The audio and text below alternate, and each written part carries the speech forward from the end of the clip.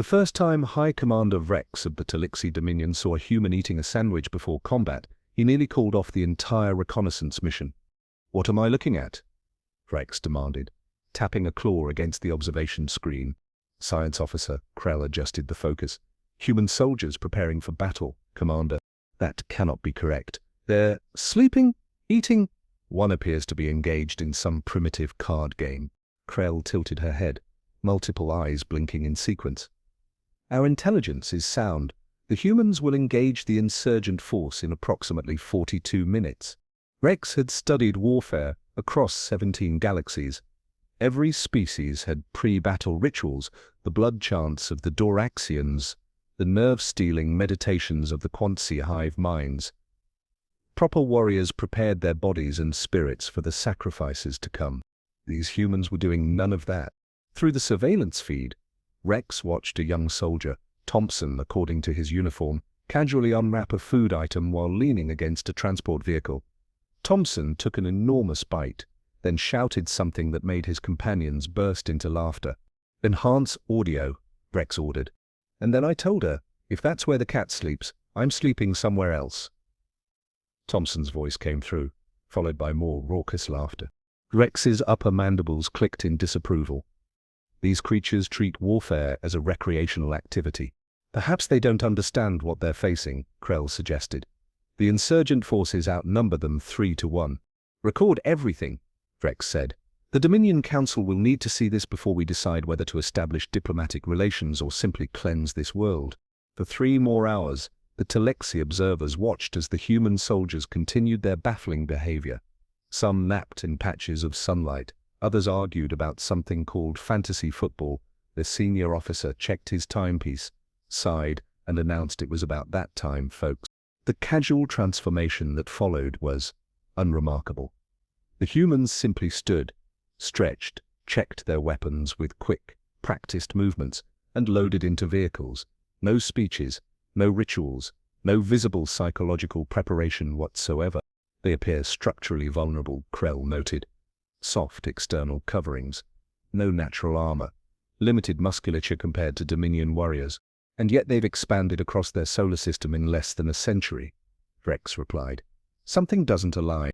The observation team followed the human unit from orbit as they approached the combat zone. When insurgent forces opened fire, Rex expected panic. Instead, he witnessed something that would haunt his nightmares for cycles to come. The humans didn't transform physically, they simply shifted, like switching off a light. The jokes stopped, the relaxed postures vanished. They moved with fluid, lethal precision, communicating in short, coded phrases. A soldier who'd been complaining about back pain minutes earlier now ran through enemy fire to drag a wounded comrade to safety. Thompson, the sandwich eater, calmly eliminated 6 hostiles in succession, pausing only to reload. His expression remained neutral, almost bored as he systematically cleared building after building. When his weapon jammed, he switched to a sidearm without hesitation, his movements economical and practiced. "This cannot be the same species," Krell whispered. But it was. The battle lasted 22 minutes. The humans suffered minimal casualties despite being outnumbered. When the fighting stopped, Rex expected them to celebrate their victory, to honor their warriors. Instead, they simply reversed. Thompson sat on a broken wall, pulled another sandwich from his pack, and continued the conversation he'd been having before the battle, as if nothing had happened. Others checked their communication devices or napped amid the destruction. "I don't understand," Krell said. Rex's response was immediate. "Recall all observation teams. We need more data." For the next 60 days, Talexi observers studied humans across their planet. They watched emergency workers joke during rest periods, then transform into precise life-saving machines when alarms sounded. They saw doctors discuss vacation plans, seconds before performing complex surgeries with machine-like focus. They observed mothers laughing with friends, then instantly becoming fierce protectors when their offspring faced even minor threats. The pattern was consistent. Humans possessed an ability to compartmentalize, unlike any species the Talexi had encountered. They could switch between relaxation and lethal focus instantaneously, without ritual or apparent psychological cost. "It's a type of psychological armor," Rex told the council after reviewing the data. They joke to relieve stress, then separate emotion from action during crisis. They don't need war chants or battle drugs. They simply decide to be dangerous.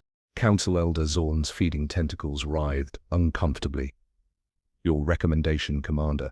Rex displayed the final footage. A human soldier named Jackson playing with a primitive string instrument, singing softly to his companions around a fire. The same soldier, hours later, eliminating 17 hostiles after his position was ambushed, his movements precise and his expression utterly calm. The humans don't take warfare seriously until the moment they're fighting. Then they become the most efficient killers I've ever observed. They aren't preparing for battle when they rest and joke. They're conserving psychological resources. Are they a threat to the Dominion? Another elder asked. Potentially, Rex admitted, but I recommend further study before. The emergency alert interrupted him mid-sentence. One of their observation vessels had been discovered by human authorities. Instead of following protocol and self-destructing, the crew had attempted to escape. They'd fired on a human research vessel when cornered. Status of the human vessel? Rex demanded. The communications officer's voice was tight. Destroyed, Commander. 38 human casualties. The council chamber fell silent. We've made a grave error, Rex said quietly. We've just shown them what we're capable of without understanding what they're capable of. On every monitor in the chamber, alerts began flashing. The humans' previously scattered space fleet was moving with coordinated purpose. Military installations across their planet were activated. Most concerning of all, civilian communication channels weren't filled with panic. Instead, they broadcast calm, methodical logistics coordination. What's happening? An elder whispered. Rex watched as the relaxed, joking creatures they'd been observing transformed planet-wide into something else entirely. We're about to find out what happens when humans stop eating sandwiches, he said, and start fighting back. The Telixi Dominion had conquered 14 species across 7 star systems. They had neutralized the crystalline hive mind of the Phalanx Collective and survived the temporal weapons of the Kronos Imperium. They were not accustomed to retreat. Yet retreat was precisely what High Commander Rex ordered after the first human counterattack. Tactical analysis, Rex demanded, standing amid the smoking ruins of what had been the Telixi forward observation post on Mars's smaller moon, Deimos. Officer Krell's exoskeleton was cracked along one side, leaking bioluminescent fluid. The humans bypassed our quantum shielding using mining explosives. They simply overloaded the harmonic resonators with brute force detonation. Mining explosives, Rex repeated. Not military-grade weapons? Correct, Commander. When our shields adapted, they switched to kinetic projectiles, essentially firing pieces of their own destroyed vessels at us. Rex struggled to process this. The Telixi relied on advanced technology, adaptive shields, phase-shifting weapon, neural interface targeting systems. The humans had neutralized a Dominion outpost using the equivalent of rocks and sticks. We need to understand them better, Rex decided. Deploy the deep cover observation units. Over the next 3 months, as human forces systematically located and destroyed the remaining Telixi observation posts in their solar system, the Dominion implemented a more subtle approach. Synthetic constructs designed to appear human infiltrated their population centers, military installations, and governing bodies. The Telixi Council demanded answers.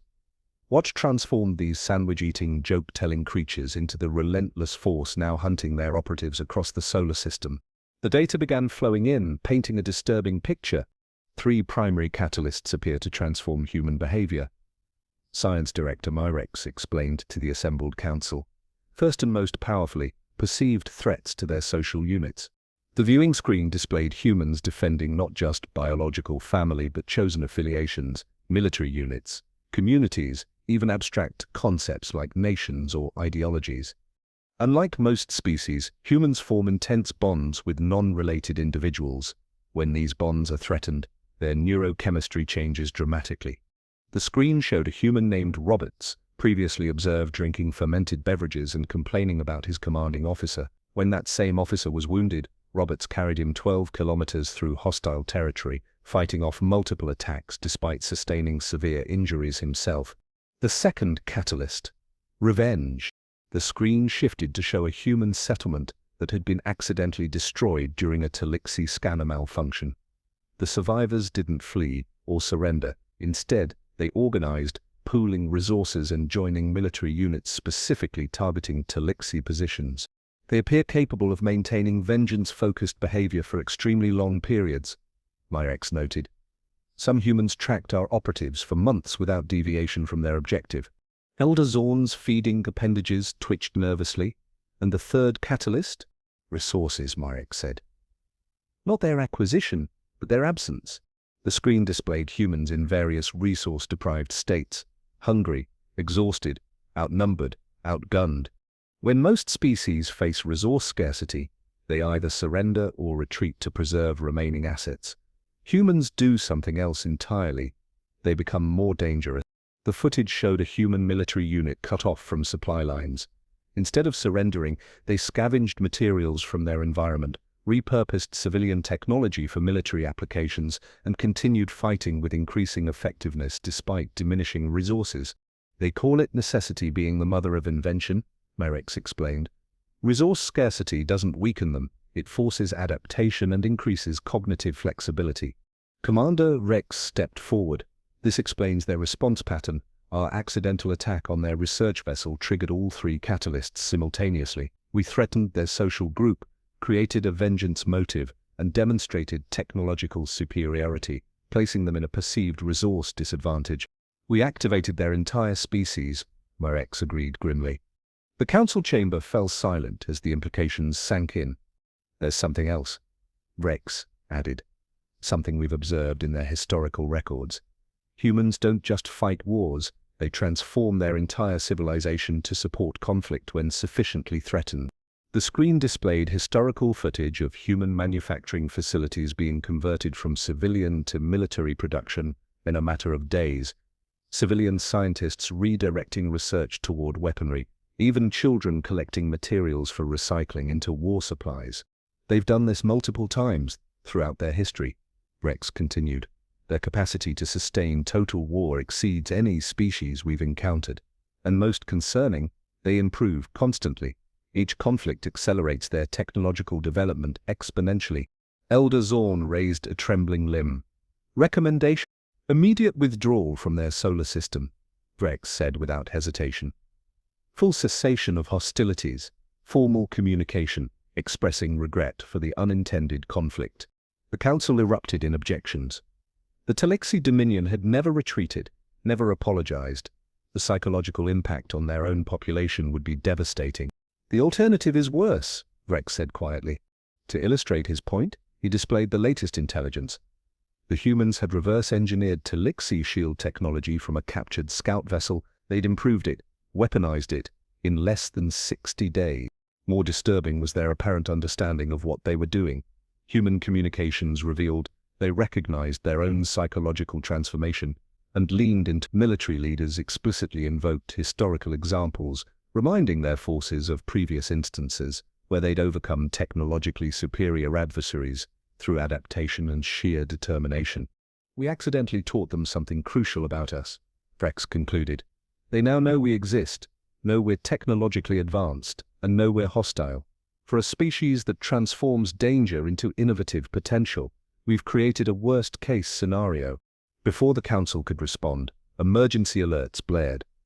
On the main viewing screen, a human fleet appeared at the edge of the Talixi defense perimeter, far beyond where their technology should have allowed them to travel. How? Elder Zorn gasped. The answer came immediately from Intelligence Officer Trex. They've adapted our phase drive technology and improved it. The human fleet wasn't large, just 12 vessels. But their formation was perfect. Their approach vector calculated to exploit the precise vulnerabilities in Talixi defensive patterns. Leading the fleet was a vessel designation USV Vengeance, commanded by Admiral William Jackson, the same human Rex had observed playing a string instrument before calmly eliminating 17 attackers. They're transmitting a message, Communications Officer Plex announced. The view screen flickered, revealing Jackson's face. He wasn't wearing ceremonial armor, no war paint, no visible signs of heightened emotional state. He looked calm, almost bored. This is Admiral William Jackson of Earth United Command. We tracked your ships back to this location after your attack on our research vessel. We've analyzed your technology, your tactics, and your capabilities. Jackson took a bite of something, a sandwich, chewed thoughtfully, then continued. You have two options. Option 1, immediate and permanent cessation of hostile activities against human interests, followed by supervised technological disarmament and reparations for lives lost.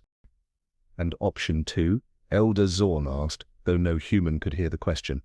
Jackson's expression didn't change as he finished his sandwich, wiped his hands on a cloth, and looked directly into the camera. We've already deployed Option 2. You'll discover what it is if you decline Option 1. The transmission ended, leaving the council chamber in stunned silence. Commander Rex, Elder Zorn said finally. What would you do in their position? What is Option 2? Rex had studied humans more than any Talixi alive. He understood them now. If I were them, he said quietly, I'd have already won. The Talixi Council debated for precisely 27 minutes, the maximum time Admiral Jackson had allowed for their response.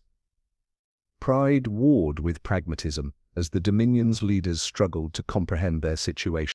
We cannot submit to a technologically inferior species, Elder Morax insisted, his ceremonial armor gleaming under the chamber lights. The Dominion has never surrendered. They were technologically inferior, Commander Rex corrected. They've since adapted. Rapidly. 12 vessels cannot threaten our homeworld, another elder countered. Our defensive grid would annihilate them instantly. Science Director Mirex's appendages twisted nervously. Unless they've found weaknesses we haven't anticipated. These humans, they don't think like us. The debate might have continued indefinitely, if not for what happened next. Every screen in the council chamber suddenly displayed the same image, internal schematics of the Talixi central defense grid, specifically its vulnerabilities, points where redundant systems fail to overlap. Harmonic frequencies that could disrupt shield generators, command pathways, susceptible to overload. How did they access our network? Elder Zorn gasped. It's quantum encrypted. Before anyone could respond, Admiral Jackson's voice echoed through the chamber. We didn't need to break your encryption, he explained, his tone conversational. We've had access to your systems for weeks. Remember those observation units you sent to study us? We captured several intact, studied them, reprogrammed them, sent them home. Rex felt his exoskeleton grow cold with realization. The synthetic human constructs turned out to be pretty useful blueprints, Jackson continued. We built our own versions. They've been among you for 17 days now. The implications were staggering. The Talixi prided themselves on biological recognition systems that no species had ever circumvented. This is Option 2, Jackson explained. While your council debates whether to take us seriously, my people have already secured control of your defensive systems, propulsion networks, and life support infrastructure. The screens shifted to show feeds from across the Talixi homeworld. Human operatives, some obviously mechanical, others indistinguishable from Talixi citizens, working in key facilities, bypassing security measures, installing unknown devices. We could shut down your life support right now, Jackson said. We could turn your defensive grid against your own cities. We could strand your fleet in deep space by disabling your phase drives. The council chamber erupted in panic. But we won't, Jackson continued, because that's not who we are when we don't have to be. The statement was puzzling enough to quiet the chaos. Elder Zorn leaned forward. Explain. Your commander, Rex, almost understood us, Jackson said. He recognized our capacity to compartmentalize, to shift between states of mind. But he missed something crucial. We prefer not to fight when given the choice. The screens displayed new images, humans administering medical care to wounded Talixi from earlier skirmishes, human scientists carefully preserving Talixi biological samples, human diplomats drafting potential peace agreements. You saw us as warriors who sometimes rest. That's backward. We're builders, explorers, and creators who sometimes fight when forced. The moment we don't have to fight anymore, we stop. Commander Rex stepped forward. Then why this show of force? Why infiltrate our world? Jackson's expression remained calm. Because you only respect strength. We are speaking your language, demonstrating capability without deploying it. If we'd approached peacefully, your historical patterns indicate you would have seen it as weakness. A side screen activated, showing a different human, an older female in civilian attire. I'm Dr. Eleanor Taylor, xenoanthropologist. she introduced herself. "We've been studying you as thoroughly as you studied us. The Talixi Dominion has conquered 14 species, but in each case, you've preserved their civilizations after establishing dominance. You're not exterminating, you're empire building." Elder Morax's mandibles clicked angrily. "You presume to understand our sacred expansion." "We understand it well enough," Dr. Taylor replied. "You believe advanced species have an obligation to guide lesser ones. It's why you observe before conquering. You're assessing worthiness." The accuracy of this assessment caused visible discomfort among the council members. Admiral Jackson reappeared on the main screen. "Here's what happens next. The devices our operatives have installed throughout your world aren't weapons. They're translation matrices, allowing real-time communication between our species. The first step toward meaningful diplomacy." "And if we refuse?" Elder Zorn asked. Jackson's expression remained neutral. "Then we leave, taking with us the complete schematics of your technology, detailed maps of your territory, and the knowledge that you can be infiltrated. We prefer alliance, but we'll settle for mutual avoidance." The council fell silent, processing this unexpected development. Commander Rex finally spoke. "You could destroy us. Why don't you?" For the first time, Jackson's expression changed. A slight smile. "Because the most dangerous thing about humans isn't our ability to fight, it's our ability to stop fighting when something better comes along." The screens shifted again, showing human historical records. Former adversaries becoming allies, bitter enemies, establishing trade relationships. Colonizers and colonized eventually building shared societies. "We adapt to peace even faster than we adapt to war," Dr. Taylor explained. "It's why we joke before battle and eat sandwiches during crises. We're not compartmentalizing just to fight effectively, we're preserving our capacity for normalcy, for cooperation, for life beyond conflict." The revelation struck Rex like a physical blow. The Talixi had completely misinterpreted human behavior. What they'd seen as casual disregard for the seriousness of conflict was actually humans' mechanism for preserving their fundamental nature during necessary violence. "We had a backup plan if you'd chosen differently," Jackson admitted. "Attack drones hidden in your asteroid battle. Targeted strikes against military infrastructure. An electronic warfare package that would have reverted your technology by 2 centuries. But this is better." Elder Zorn rose slowly. "The Council requires time to deliberate." "Take all the time you need," Jackson replied. "Our operatives will remain in place, but they've been instructed to shift from infiltration to protection, preventing any rogue elements from escalating the situation." After the transmission ended, the Council argued for days. Pride battled pragmatism. Tradition warred with survival. But ultimately, the evidence was irrefutable. The humans could have destroyed them but had chosen restraint. More significantly, the humans had demonstrated an understanding of Talixi culture that showed genuine effort at comprehension. 1 month later, Commander Rex stood on the observation deck of the USV Diplomacy, watching the formal signing of the Earth-Talixi Cooperation Accord. "I still don't fully understand your species," he admitted to Admiral Jackson, who stood beside him eating, predictably, a sandwich. "That's mutual," Jackson replied, "but understanding can come later. Coexistence comes first." "One question," Rex said. "Those devices your operatives planted throughout our world, were they really just translation matrices?" Jackson took another bite, chewed thoughtfully, and smiled. "Mostly. And the others? Insurance. Just in case you decided sandwiches weren't convincing enough." Rex's mandibles clicked in what humans were learning to recognize as Talixi laughter. "Your species terrifies mine," he admitted. "Good," Jackson said, offering half his sandwich to the alien commander. "That'll keep things peaceful while we figure out how to be friends."